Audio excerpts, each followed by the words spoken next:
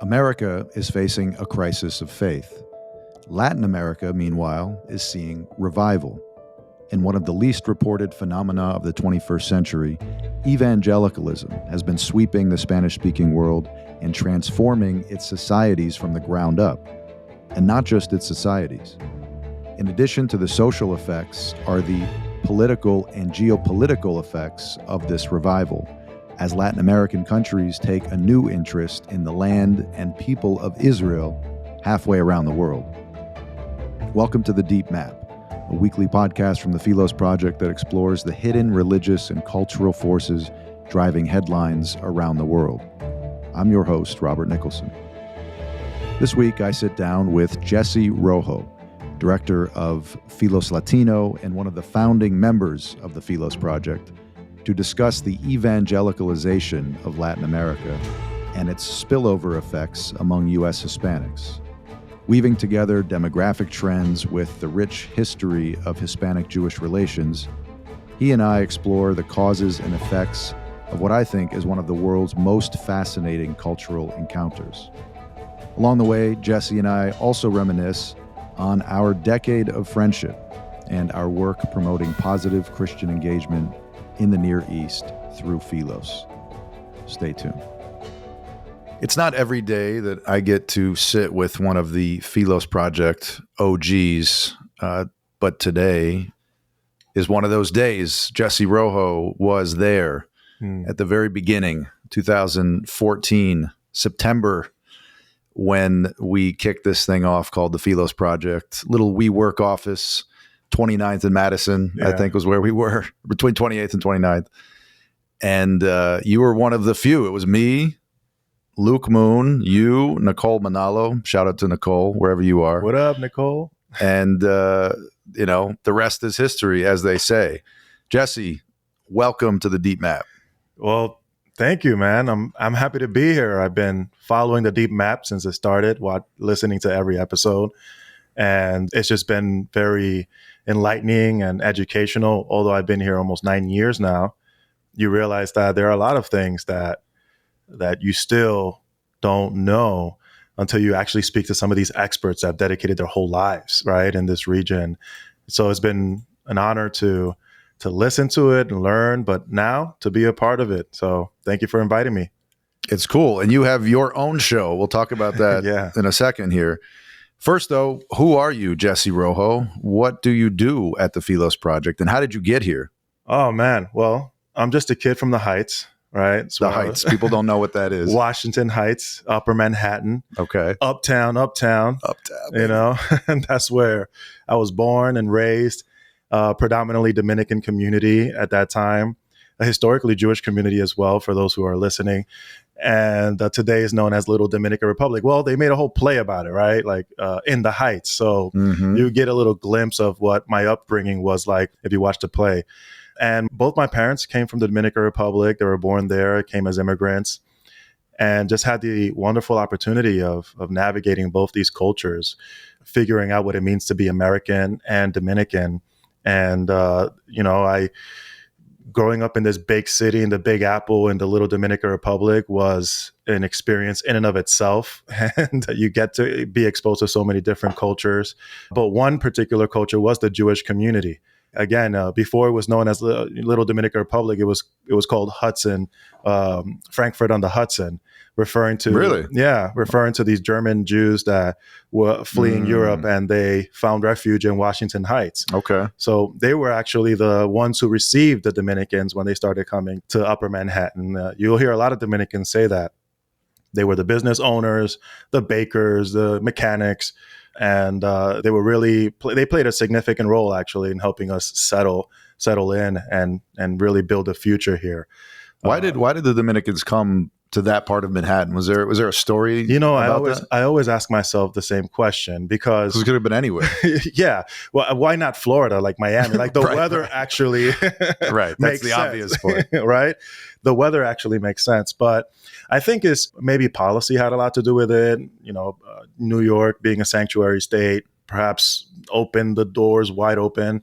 Or once you get one or two families in, they all bring all their cousins and uncles and aunts. And little by little, it's just the community started building up and growing.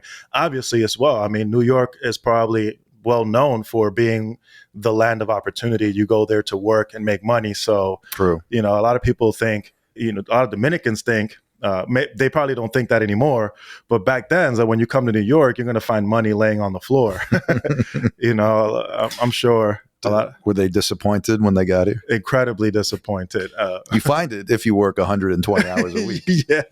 Yeah. So that probably is the reason. Just work. They came here and they thought they would find work in the city, in the Big Apple. And that's why your parents came here, I'm assuming. Yeah. Well, my dad in particular came as a political refugee because there was a civil war in the 60s in Dominican Republic. And his mom, Puerto Rican, actually, was a citizen by virtue of being Puerto Rican. And so she managed to help her kids escape the Civil War. My dad has crazy, scary stories of watching rockets fly right over his roof, bullets fly through his bed. Like they slept under his bed for like 2 weeks. And he would say one time he was sent to go get food through the trenches, and he would watch these female like moms with AR-15s shooting at the opposition. And he's like an 11-year-old kid running through the trenches to get some milk and bread. It was a wild time. It was a civil war. I don't know that much about Dominican Republic history. It was a civil war. It was Dominicans versus Dominicans. It became a civil war because at that time the president Trujillo was a dictator for like over 30 years, and he was assassinated, and it just created chaos all over the country. Those who affiliated with Trujillo and supported the regiment, and those who didn't, those who suffered by the hands of Trujillo and his government. So there were some infighting between the left and the right, technically, and my dad was caught in the middle of it. Yeah. The Americans were kind of there too. There's a little history there of American intervention in Dominican Republic. Is that a positive story or negative? I think story? so. Generally speaking, I've heard only positive things. But, some of the negative things is that they feel like Trujillo was a plant of the U.S. or he was militarily formed by them. I mean, the U.S. actually did help Dominican Republic build their military and training and weaponry and stuff like that. So there's a big affection in DR with Americans. Like they love American culture. Actually, they've adopted a lot of the American culture in their own culture. They didn't celebrate Christmas, for example, many years. They celebrated the Three Kings, which was in January. Mm-hmm. But then they adopted Christmas. They're kind of adopting Halloween.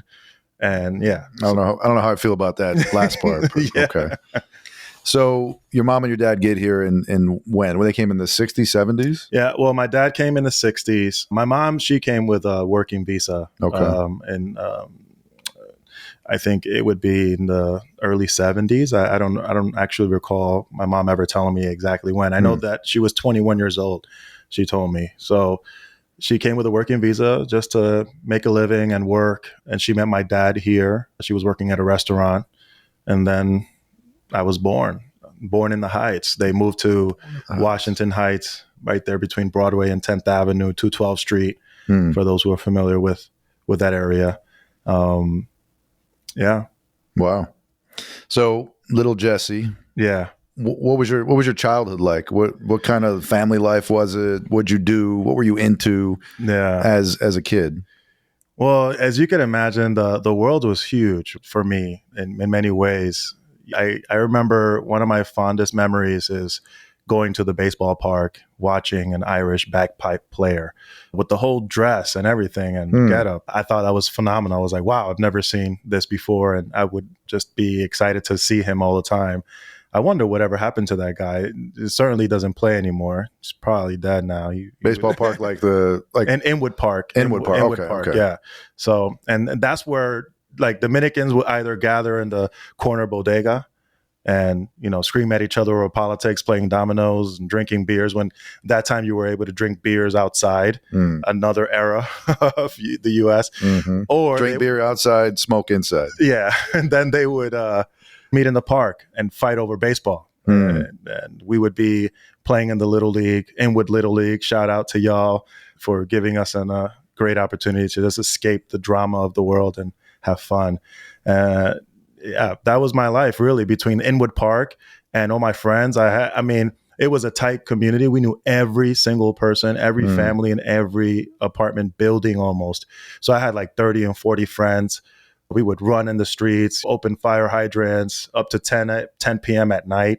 Of course, all our parents were outside with us as well and having fun and talking amongst themselves. But that was generally my experience, very Latino in that sense. A lot of celebration throughout the fall and inviting friends to our houses. My dad was one of the most wildest ones. He had these humongous speakers and just blow people's windows open, like how hard he would play the music. And so my house was always a packed house. Knowing your dad a little bit, I could totally see that. Yeah. Okay, so let's start to bring you toward the Philos Project. Yeah. Obviously, you're not thinking a lot about the Near East up in the Heights. So connect the dots for us. How'd you get from there to here? Yeah, I always say like the best way to describe how I got to Philos is by the word providence. I think, as a Christian, growing up in a Christian home, you learn a lot about how God works in your life in mysterious ways. And just like most kids that don't have a lot of direction and maturity, I made a lot of dumb decisions in high school, became a gang member, lived a lot in the street life. But when the Lord really started working in my heart and gave me an opportunity to escape that life, I decided to get back to church and I started going to seminary. And what happened in seminary was very, very hard. It was good. It was an amazing experience. But, the leadership in that time, who was an amazing preacher, everybody loved this guy. He was one of those preachers that the young preachers look up to. Unfortunately, fell making a big mistake, abusing a minor. And it was a hard time. But the Lord really continued to work with me. I graduated and I made a promise to my church that I would come back and work in my church. Little did I know that first Sunday back, over a trivial disagreement, I would say, and an imprudent decision by many counselors that I asked, my pastor pulled me aside, told me I was no longer welcome in church. And so I was a little bit lost. I have a title, but no job and now no church. The only thing I knew what to do was to go to another church, Hudson View Baptist Church. And the only reason why I knew or I felt comfortable going to that church, because my wife, who was my fiance at that time, was working for their Christian school. And so I went there, and literally the first Sunday, there's this guy, he walks up to me, this random dude. He sees me standing there, of course, probably lost. And he's like, "You're new. Who are you?" And of course, it was you, Robert. And I remember. Yeah. And we became good friends there. And that was about a year before you started the Philos Project. So that's right. One thing led to another. And the next, I think just a few weeks, maybe a couple months before you officially launched the Philos Project, you asked me to work for the Philos Project. And at that point, I've learned a little bit about Israel, the Israeli-Palestinian conflict, a lot of the international affairs or issues that we're tackling now, which I found very interesting. I didn't know a lot about Israel apart from what I read in the Bible until what you were showing me. And I realized how relevant the topic is and how big and important it was. And being offered an opportunity to be a part of that was, of course, I think, once in a lifetime opportunity. So I'm glad I took it. That was a very interesting year. I remember, we used to go to church on Wednesday nights. You picked me up at 242nd Street subway station, and we drive up to Westchester. And you were kind of watching all of this unfold. And I would be telling you, well, I'm thinking about doing this thing. And okay, now it's starting to come together. And this is what we're going to focus on. And I just remember thinking, you had so much potential. And of course, I knew some of what was happening. We were talking about that too in your own life. And I'm thinking, man, this guy, I could completely see him being part of this mission and helping me understand what we're going to talk about here, which is the American Hispanic community. And some people know that there's a kind of Hispanic connection. My dad grew up a good part of his childhood in Mexico, and he's always making Mexican food, dropping Spanish language in the house, and so his family's kind of blended, right? So I have Hispanic aunt and uncle, cousins. So it was always something that I felt close to. But growing up, I didn't grow up in like a Hispanic area. And upstate in Buffalo and Syracuse, now there's much more. Back then, there really wasn't any. So while on one hand, I understood just statistically the importance of this community, and of course, the fact that a good chunk of the Western Hemisphere is Spanish speaking, I didn't have a granular understanding of what these communities were like, right? Yeah. Hispanics, that's a huge term, right? There's different kinds. And so I remember asking you lots of questions about your experience and learning and thinking, man, it'd be great to have Jesse as part of this project. And thank God you said yes. And then we got started there in that little WeWork. So I want to get to the topic of the Latino community in America, also Latin America. What's happening demographically, culturally, religiously, and how those trends are affecting, and even more in the future, are likely to affect all kinds of things, right? American culture, policy, foreign policy. I want to talk about all that. But I'd like to ask you first about Philos Latino. So there wasn't always a Philos Latino. You were working on various things in the Hispanic community, trying to translate figuratively and literally what we're doing broadly at Philos in Israel and the wider Near East for the Hispanic community. And you ended up having so much success, we created a whole brand, right? This Philos Latino brand. So what is Philos Latino? What do you do? What are all kind of the parts of it? And what's the goal? Yeah. Well, we always describe Philos Latino as a mini Philos, right? It's a bridge to the Hispanic community on the work that we do. And more than that is also targeting the particular needs in that community and to be able to, in some ways serve that community, to prepare them to be future leaders and thought leaders on these issues. Because, one of the things that you helped me see early on at Philos is just how important and key this community could be on future issues, just generally speaking, just on the country in terms of voting, in terms of forming our culture, but especially on our issue concerning Israel. And so the Philos Project, through Philos Latino, has created a whole sorts of initiatives and a whole educational department, so to speak, to really educate and provide the platforms to prepare the next future leaders on this issue and impact current leaders, especially within the church and outside the church, to feel empowered to speak on these issues. Because, again, although the Near East seems far away, but it's, as you say, is very near to us, and especially as Christians. And I think that with regards to the Jewish community, there's a historical relationship there that we've never actually perhaps cultivated enough, because of maybe we just haven't noticed it, a lack of education and awareness about it. And so I thought, man, this is an important issue, because it's not like they've just lived next to us. They've actually, their presence have been very formative and significant in shaping a lot of Latin America in so many ways. And I thought that these stories, these moments in history, can really inspire a new movement between the Latinos and the Jewish community to be a force for good in both of our communities. And so I know that Philos Latino can play a pivotal part in that, in creating the resources to educate them, in flying a lot of these young leaders to Israel and having them join the Philos Leadership Institute. These are opportunities that very often is hard to find in the Latino community, because just a lot of obstacles, perhaps. They're just a harder reach minority group in our society. And so we had to think differently in how to reach them.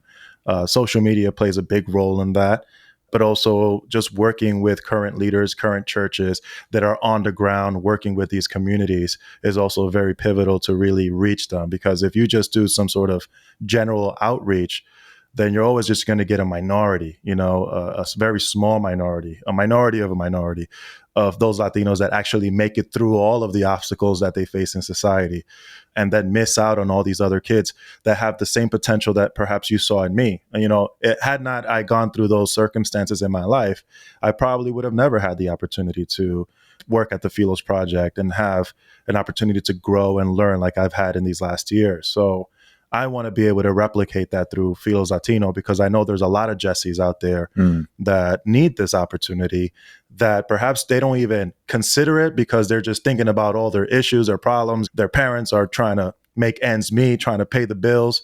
And when you grow up around that, just a working culture, you think that that's all you can do, just overwork yourself. And that's not the only option that you have. I thank you a lot for that you've opened that array of opportunity and that window to see that there's a lot more you can do. And you, as an Hispanic in the United States, can play a more important and impactful role as well. So, Well, I mean, it's also been interesting to watch you grow while you've been at Philos, and you're kind of referring to it here, very interested in the historical relationship between Hispanics, Spanish-speaking peoples, let's say, yeah. and the Jewish community, both in the United States and Latin America, in Spain. Yeah. And you've been doing a lot of traveling. You're always somewhere, right?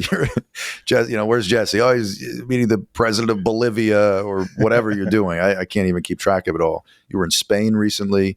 Maybe for people listening who have never heard that Jews and the Hispanics have like encountered each other in history, say a few words about what that has been. What is that relationship? How far does it go back? And what's the nature of it? Yeah. Well, it really goes back to 1492, the Spanish expulsion of the Jews from Spain.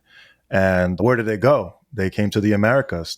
So some say they traveled with Christopher Columbus, others through other means.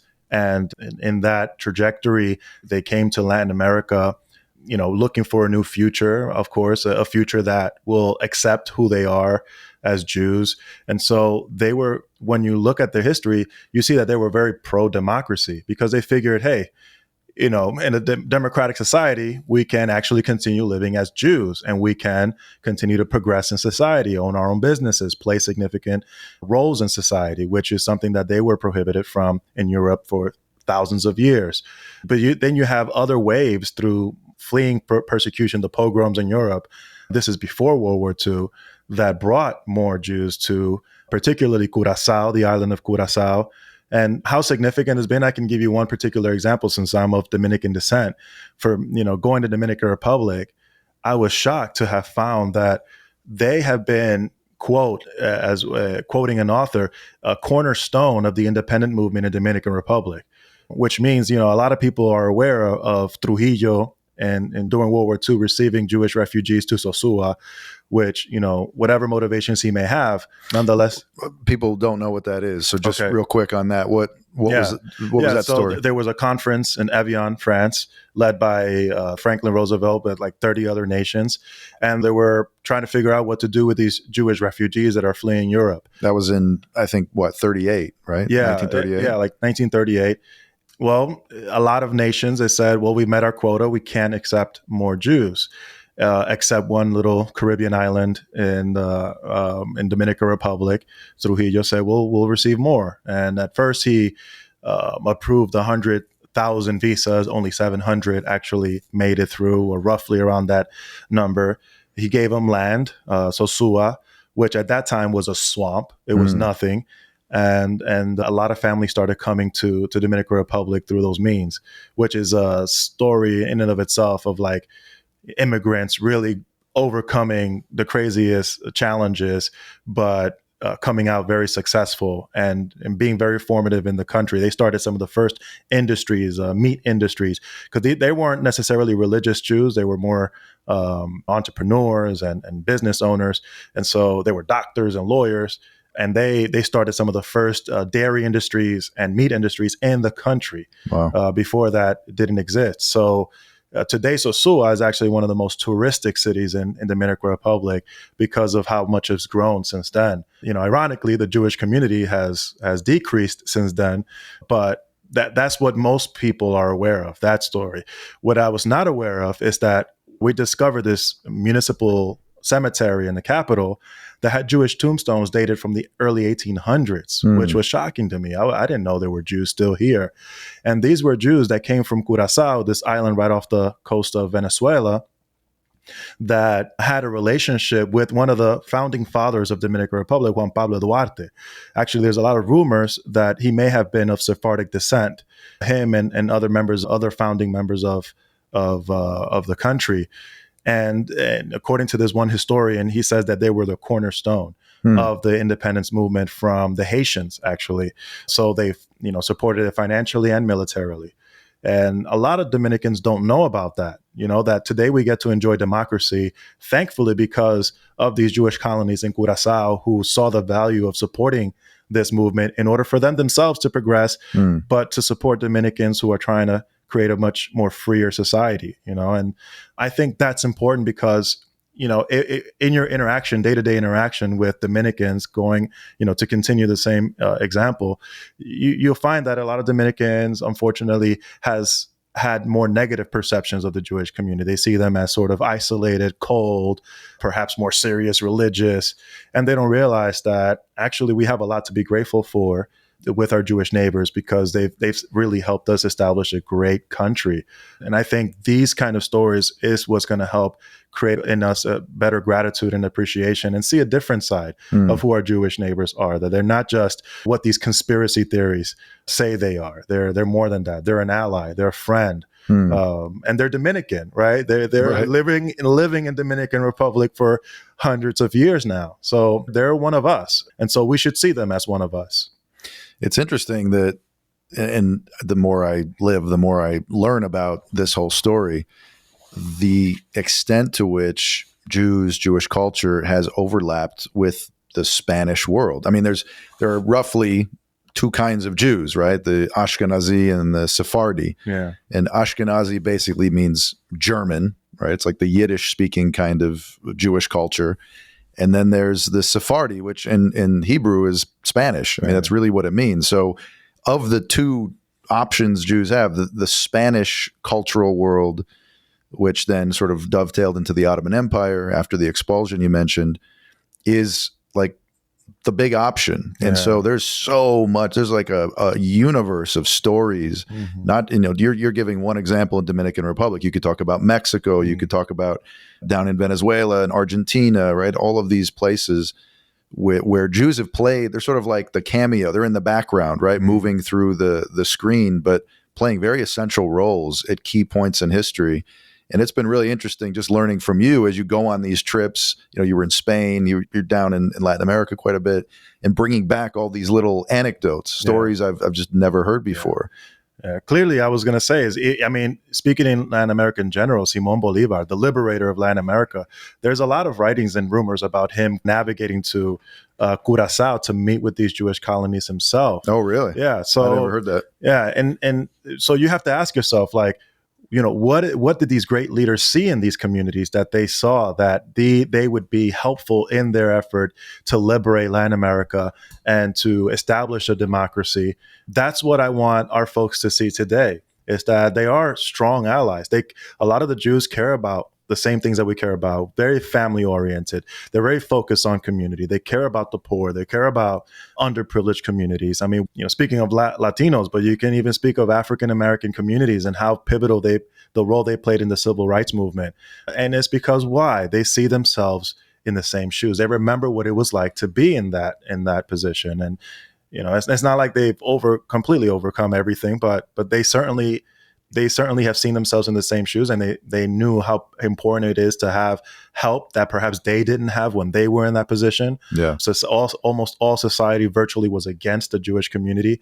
So, I'm grateful that I got to see the other side, right? And I get to be in the receiving end to some extent. Now I want to give back through Philos Latino and strengthen our friendship through my community so that we can continue to promote that kind of friendship in the world today, which I feel like is missing drastically.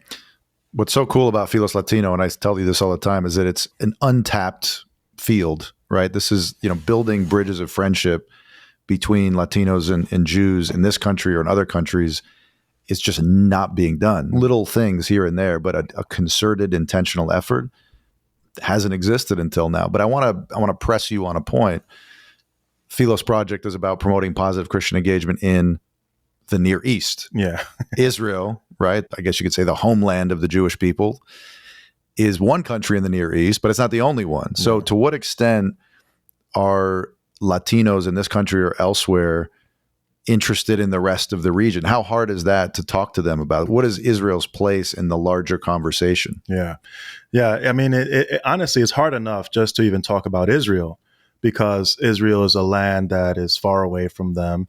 to the extent that they're religious or Christian or Catholic, they learn about Israel in the Bible, but they don't learn much about modern Israel. And depending on what country you're from, you'll hear some declarations, mostly negative, concerning the Zionists in the Near East.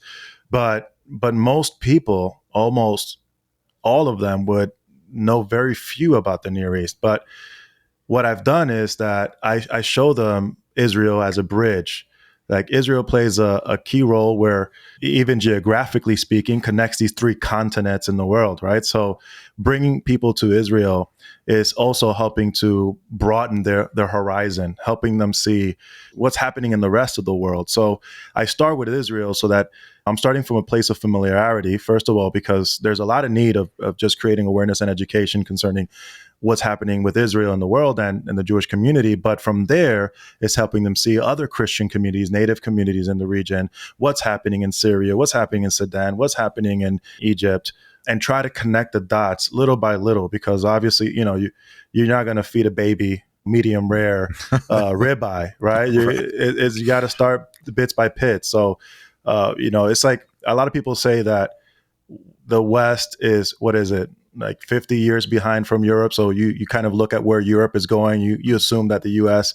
is going to go in that direction. I say the same of Latin America. Wherever the U.S. is now, you're going to see Latin America, unless we do something different to change the course, be in the same place, 15, 20 years from now. So let's talk about Latin America and about Latinos in this country. There was an article in the Wall Street Journal just a couple of weeks ago talking about the cultural, religious, demographic change let's start with Latin America. Yeah. A surge of evangelical Christianity, we can call it, and evangelical kind of subcultures, right? Charismatic, Pentecostal, etc., exploding all over Latin America. It didn't happen overnight. This is something that's been building for some time. This is, of course, a part of the world that has been, up until really recently, like universally, monolithically Roman Catholic. What's that story about? And maybe even give some experiences, some stories from your own travels throughout the region, things you're seeing, conversations you're hearing. Why is it happening? And what do you think the significance of this change is, the evangelicalization of Latin America? Yeah. Well, what a lot of people don't know is that the Reformation never got to Latin America. So evangelicalism is relatively new, right? So I think it's to some extent you can say it's become a fad, right? Like if you leave Catholicism, the best option for you is evangelicalism. I also think that evangelicalism has offered what I was mentioning to you off the mic is that evangelicalism has offered a lot of these communities an opportunity to worship God in their own way and style and with their own cultural expressions, which Catholicism, because of its hierarchy or liturgy, has not provide a lot of flexibility in that matter. But evangelicalism is kind of like all over the place. You come and worship God as you want. And so that's made it easier, especially for a lot of indigenous communities, to be able to identify more with their worship to God. And so evangelicalism has provided that. I think also evangelicalism has been a little bit more aggressive on evangelizing. I mean, if there's any ministry that is like top priority in any evangelical church, is evangelism. It's going out there, knocking door to door, preaching in the streets, handing out tracts, of course, as well as the going out there and feeding the poor and et cetera. They've been more of the face that people see, more familiar with. So naturally, when they're looking for a new avenue to worship God, that the evangelical community has been a little bit more accessible for them. So that in Latin America, it's been pretty interesting to see because, in my recent travels to Latin America, I've been able to see even like this church much more involved in society, because also Catholicism, because it's been sort of the religion of the government, they for a long time did not allow many Protestant leaders to rise up into leadership in the government. So now in many countries, they do have that opportunity. So they're trying to figure out, how do we impact our society? We care about family. We care about life in the womb. We care about marriage. And we see that the world is kind of trying to change that or distort that. And so there's a lot of enthusiasm, a lot of desire to want to impact our culture with our cultural values or our religious values. So I remember going to Bolivia during the time when Evo Morales was ousted of government because of a supposed fraud election. And we got to meet with the interim president at that time and a lot of members of the government that played a key role in that whole scenario. Almost all of them were evangelical believers. And astonishingly, the first decision that they made as an interim government was to restore relationships with Israel. Which I found astonishing. And part of the reason is because back in 2014, Evo Morales had declared Israel as a terrorist state.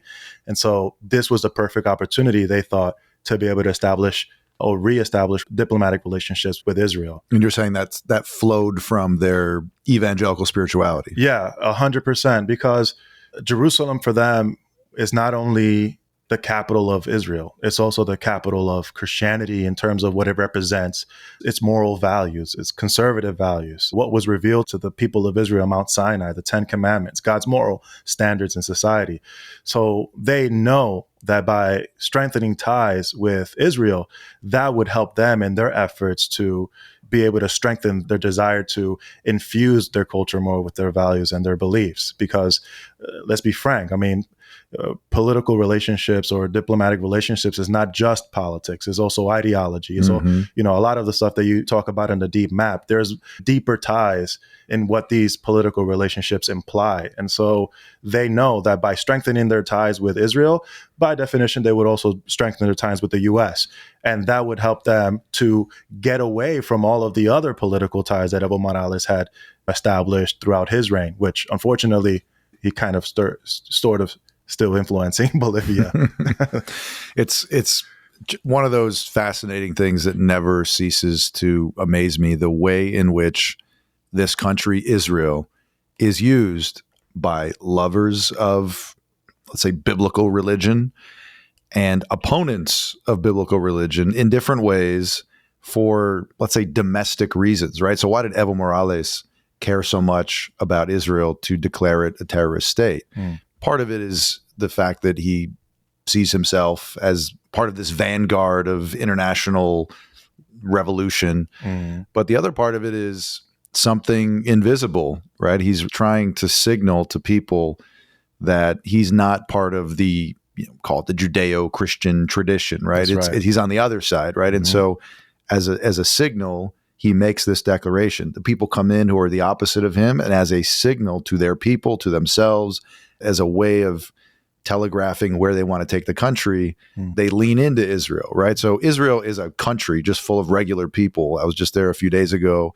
They're on the beach, hanging out on a Friday night in Tel Aviv, using some questionable substances, things like that.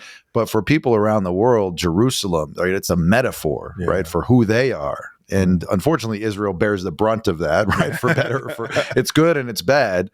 But what you're seeing in Latin America is as people are becoming more evangelical and bringing with them like a deep, like biblical kind of Christianity, there's a Zionistic impulse that kind of comes along with that. Is that right? Yeah, 100%.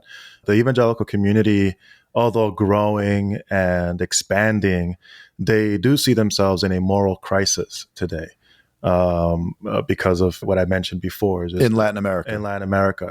There's a lot of movements that want to eliminate Christian influence in society, and they don't want that to be the case because, by conviction, obviously we believe that God's moral character is the best thing that can happen to every society. That's true progressivism, right? Like, society, so long as it submits itself to God's moral standards. And by the way, just the way human nature was designed, just by the way humanity has survived for hundreds or whatever millions of years, has been by following these intuitive, let's call it natural laws that has made society thrive. Christians believe that this is founded by their religious conviction or revelation by God himself. God revealed this to humanity. And so we think for sure that by strengthening ties with Israel in those countries, we see that it's just a reflection of this growing movement of evangelicals that they're seeing themselves in a position they never saw themselves. Now they have more influence, perhaps more power to really be a positive force. And Israel is, by definition, an ally in their efforts. Where do you think that goes? We talked about Latin America being in 50 years where the U.S. is now, and the U.S. today where Europe was 50 years ago. What kinds of trends are you seeing, whether in numbers or in your just own experience? Is it like, where does it go? What's the significance to all of this building up? Like, does Latin America become radically different than what we're seeing and what we're all used to? Or do you think it'll plateau and taper off? Yeah. I think it has the potential of definitely being radically different in terms of changing the cultural temperature on pushing away socialism, communism, and bringing back the Judeo-Christian values. I mean, when Latin Americans, they see Israel, they don't only see Israel through the lens of their faith or through the lens of the conflict, but they also see through the outreach, humanitarian outreach that Israel is offering to the world through institutions like Mashav, because Mashav is doing a lot in Latin America. We just did a project with Mashav not that long ago in Guatemala by the border of Huehuetenango, between Mexico. Huehuetenango. Between it's a funny word, isn't it? But it's an indigenous word. I actually don't know what it means, but it was very beautiful experience to be able to see, how our friendship with Israel can blossom into opportunities and blessings for our communities, especially communities in huge needs. These indigenous communities in Huehuetenango, these are communities that still live in clay houses and sleep in wooden beds. And we just did like a small portion that is going to help them somewhat. Can you explain what we did since you brought it up? Yeah, we donated water tanks that allowed them to harvest rainwater for 4 months. Because what happens in the community, there's a huge lack of water. The land is completely dry, and many of the women are tasked to get the water, and they have to travel far on foot, sometimes an hour-long travel with their kids in their back or in the front. So then to carry buckets of water in their heads all the way back. And so you could imagine what that does to the family, what that does to the kids, what that does to their physical health. And so these water tanks actually, although it doesn't solve the problem, it really helps because that allows them at least 4 months in the year to stretch out this water they don't have to go far. It's right around the corner of their house now. And so I went there with a film crew to build one of these water tanks to meet with the community. We did an amazing cookout with them out there. They probably never ate that much meat in a long time, but it was just a wonderful time to connect with indigenous communities and see again the fruits of our friendship with Israel. That is, it's not what a lot of people would probably assume. You're taking like some political side or whatnot. They don't care about that. Mm-hmm. They just want. That's right. They just need help in the region.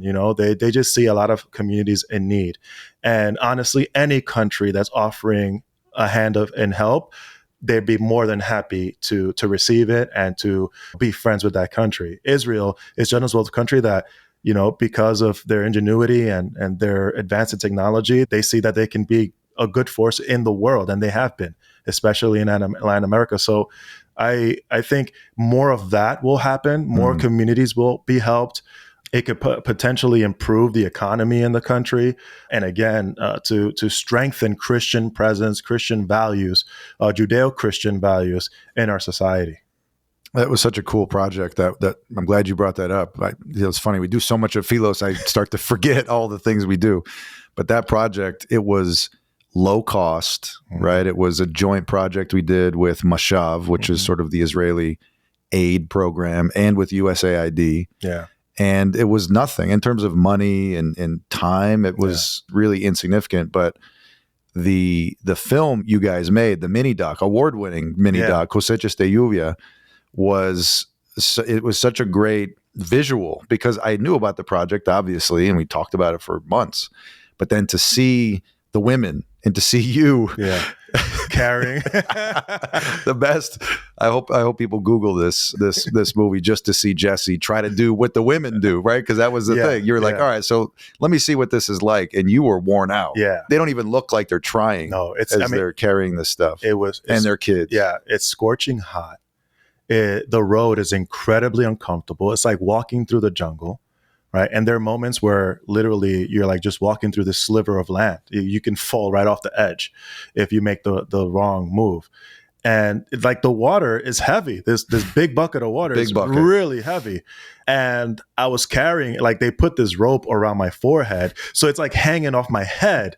And I'm thinking, how in the world can they carry this for an hour long? I had 20 minutes and I had to bring it down. I was dying. And, I was put to shame right away because there's this short little, Guatemalan lady.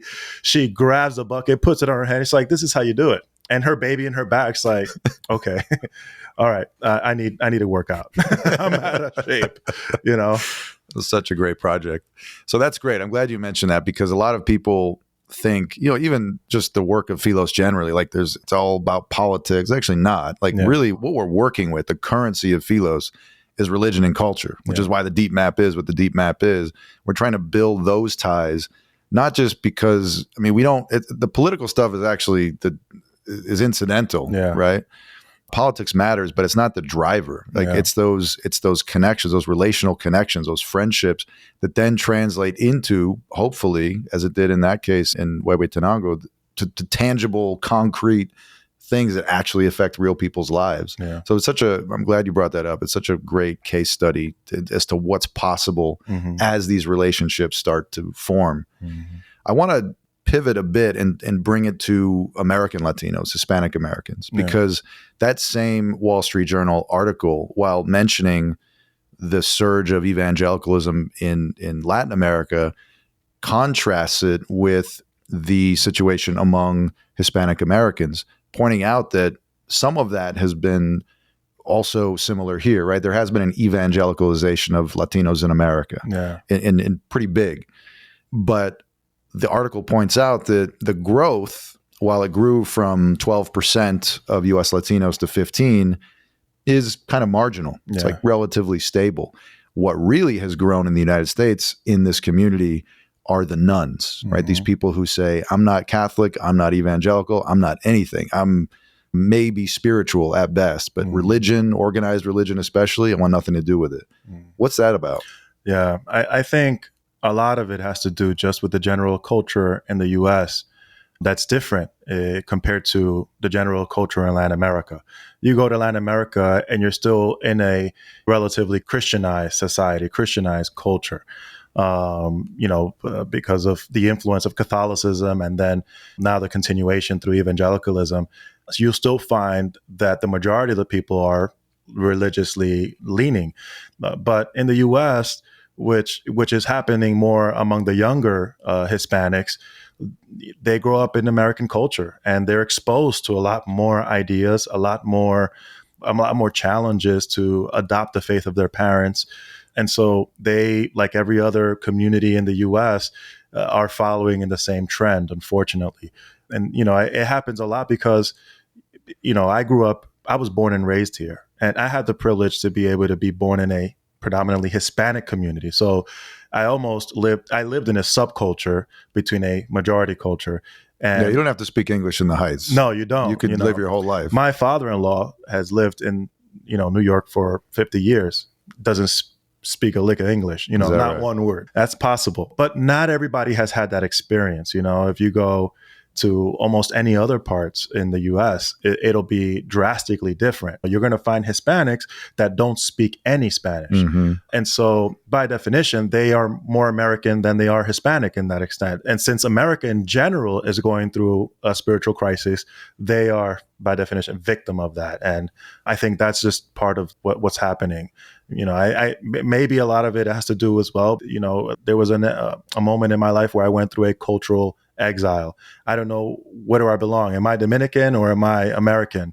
And so maybe part of that as well is just they're trying to figure out who they are, and they don't want to be associated with any established religion or institution I also think that a lot of Latinos in the U.S. could be going through what I call a cultural exile, an identity crisis, because many of them have to live in two cultures, in multiple cultures, the one that's at home and then the one that's in the rest of society. And when I was growing up in the US, I remember figuring out, like, what am I? Am I American or Dominican? Because to my American friends, I was Dominican because, the color of my skin and my facial features, and I speak Spanish.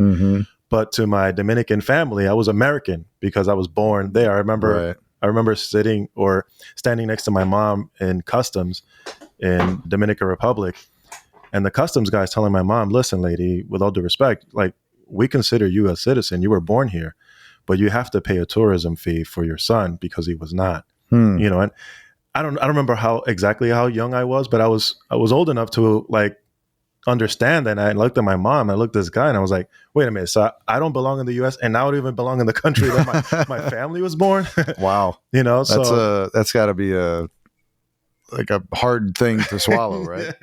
Yeah. So I think eventually I just accepted the fact that I'm both American and Dominican. I'm proud to be both. I'm proud to be born in the US, in the US of A. And I'm proud of my Latino heritage, being able to know a different culture and go to Dominican Republic, enjoy the Palm Beach and the rivers, which I've been telling you for a long time. You need to go. I still haven't been. I know that river. You keep telling me about that river and the swimming. I don't know. I have a picture in my mind. There's a waterfall. I don't know if it's real, but I'll get there. There's a lot of real stuff. I'll get there.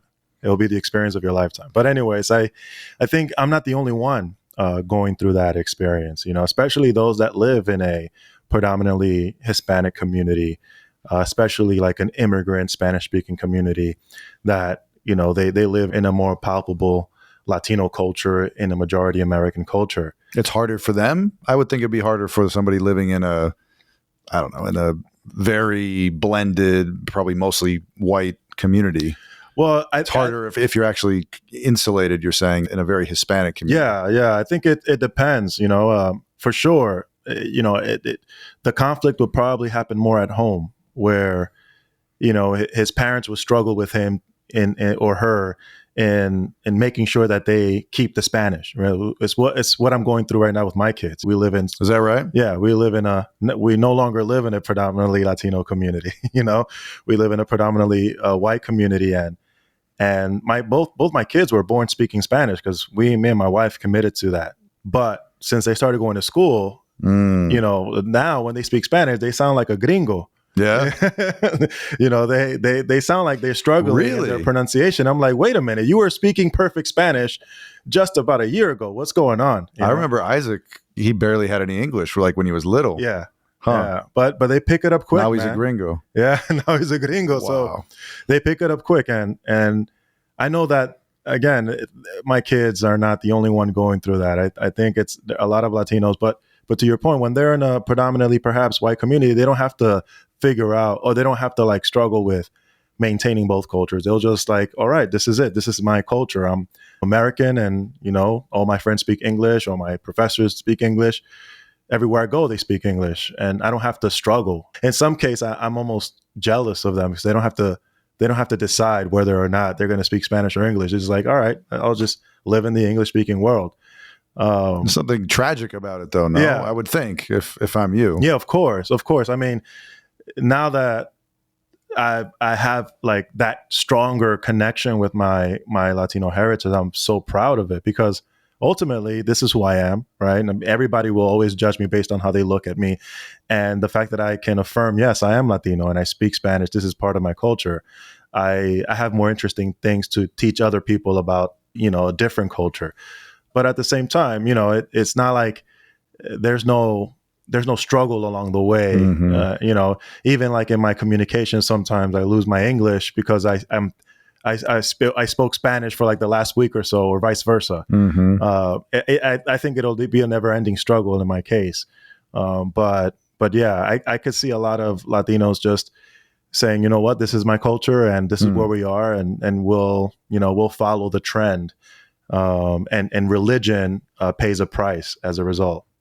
Wait, how so? in Christianity. I mean, well, in the case that we're speaking about, these nuns, these Latinos that are, or this nun percentage that is growing, especially as well among Latino. So they're sort of assimilating to that like post-religious American culture. Correct. Yeah.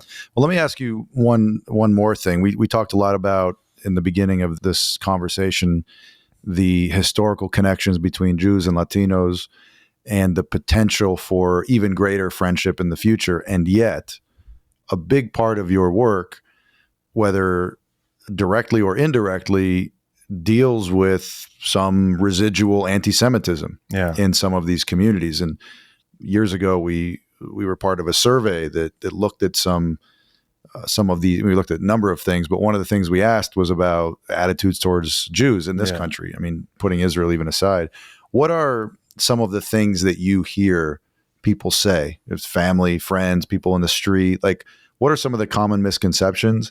Where do you think they come from? And where do you think those are going? Are those improving or actually getting worse in your experience?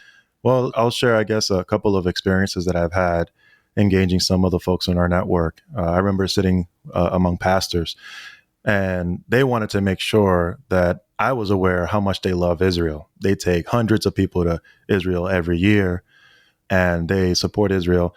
However, they would follow that up with, but them Jews, they are but them Jews, they are a difficult bunch, or they're isolated, they're cold, and so forth, and I think what happens is that it's what happens with every other person that actually doesn't have a relationship with the other.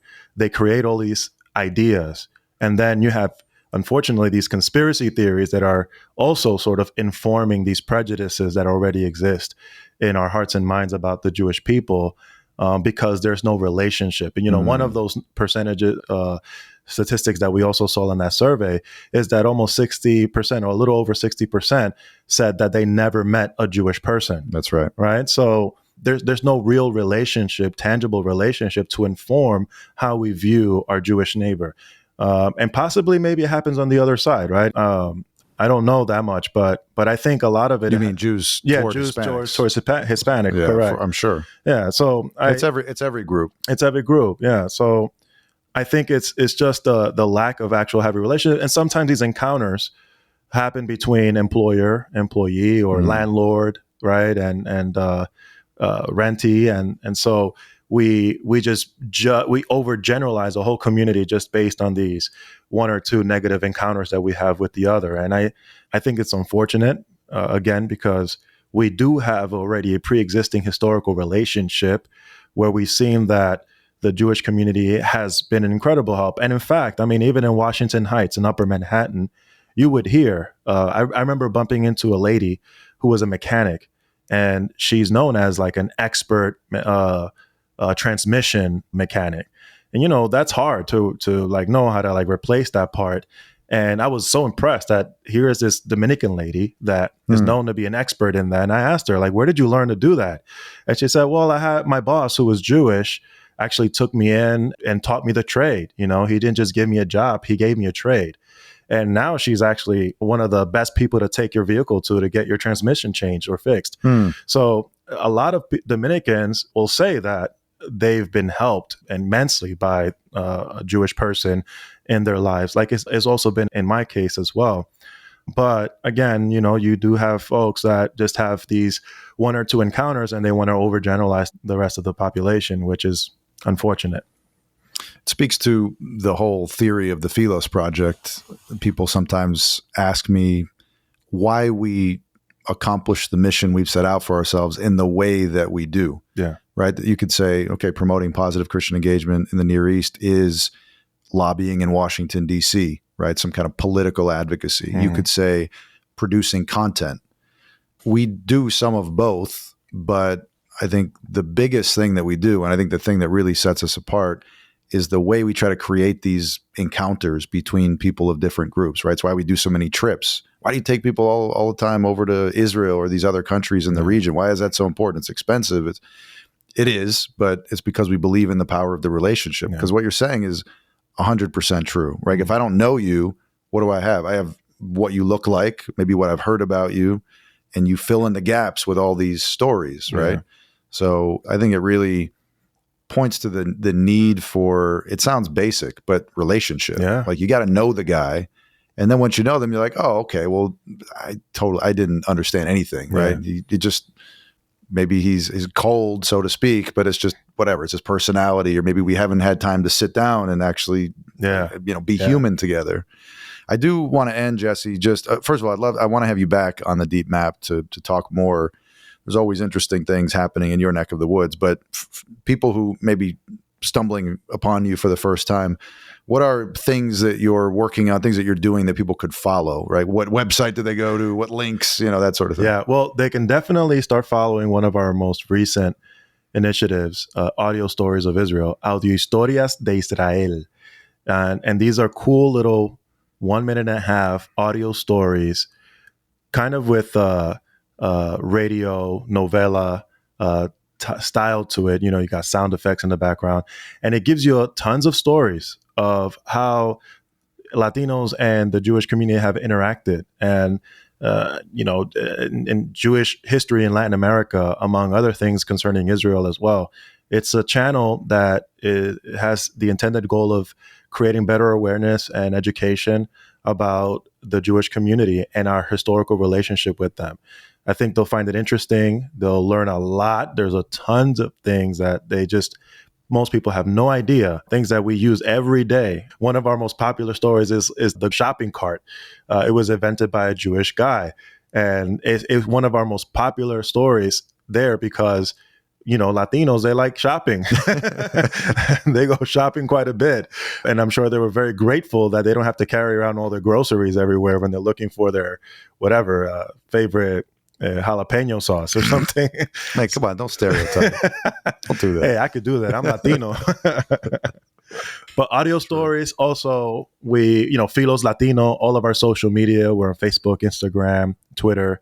They'll also see our weekly radio program being live streamed through our Philos Latino pages. And that's your show. Yeah, the Philos Conecta, which is essentially the official Spanish language radio program where we educate people on Philos's work. We introduce just a broad audience to leaders in our network and try to create a bridge through radio frequency between Latinos and Jews as well. We're right now being syndicated at Radiovisión Cristiana. So if you are Latino, you probably know what I'm talking about. It's one of the most popular radio programs, Spanish language radio programs in the USA and Latin America.